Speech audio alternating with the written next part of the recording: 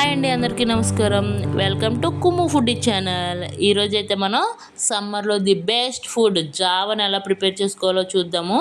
దానికోసం పొయ్యి మీద బాండి పెట్టుకొని కొంచెం ఆయిల్ వేసుకొని వేరుశనగ పప్పుల్ని, పచ్చిశనగపప్పుని, సన్నగా తరిగిన అల్లం ముక్కల్ని వేయండి. అలాగే ఒక పచ్చిమిరపకాయని సన్నగా కట్ చేసి పచ్చిమిరపకాయని కూడా యాడ్ చేసి మీడియం ఫ్లేమ్లో చక్కగా ఫ్రై చేసుకుంటూ ఉండాలండి. ఈలోపు మనమైతే ఒక చిన్న ఉల్లిపాయను కూడా సన్నగా కట్ చేసుకొని ప్రిపేర్ చేసేసుకోవాలి.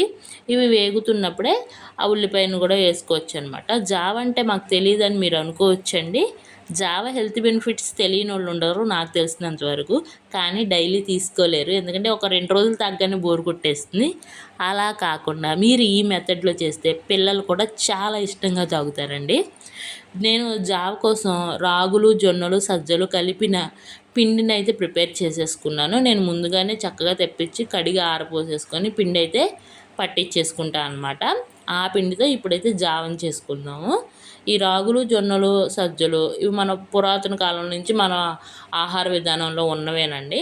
మనకైతే ఈ పప్పులు చక్కగా ఫ్రై అయ్యాయి. అందుకే నేనైతే ఒక లోటాతో వాటర్ కూడా యాడ్ చేసేసుకొని ఉప్పు కూడా వేసేసుకున్నాను, కళ్ళుప్పు వేసుకున్నానండి.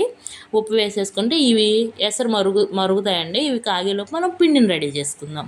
నేనైతే 4 స్పూన్లు పిండి తీసుకున్నానండి. మా ఇంట్లో నలుగురు ఉన్నారు, చక్క మనిషికి స్పూన్ లెక్క అనమాట.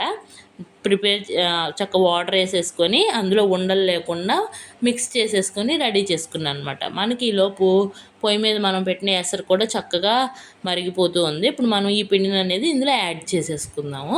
చక్కగా ఇలా యాడ్ చేసేసుకొని గరిటెతో మిక్స్ చేసుకుంటూ ఉండాలండి. చూసారా, ఎక్కడ ఉండలేవు. ఇది నీట్గా ప్రిపేర్ అవుతుంది. చక్కగా మీడియం ఫ్లేమ్లో కానీ మ్యాక్సిమం సిమ్లో ఉంచేసి చక్కగా తిప్పుతూ మనమైతే ఈ జామును రెడీ చేసేసుకోవాలి.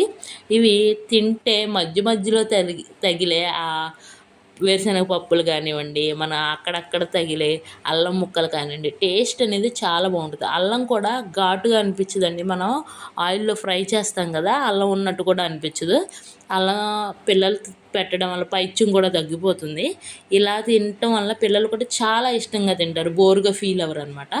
ఒకరోజు ఇలా, ఒకరోజు స్వీట్తో చేసి పెట్టండి. వేసవికాలం ది బెస్ట్ ఫుడ్. మీకు తెలియదే ఉంది, రాగుల్లో చక్కగా కాల్షియం ఉంటుంది. సజ్జలు కూడా హెల్త్కి చాలా మంచిది. అలాగే జొన్నలు కూడా ఎంత మంచి ఫుడ్ని ఇలా టేస్టీగా చేసుకొని తింటే ఆరోగ్యానికి కూడా చాలా మంచిది. మీరైతే మన ఛానల్ లైక్ చేసి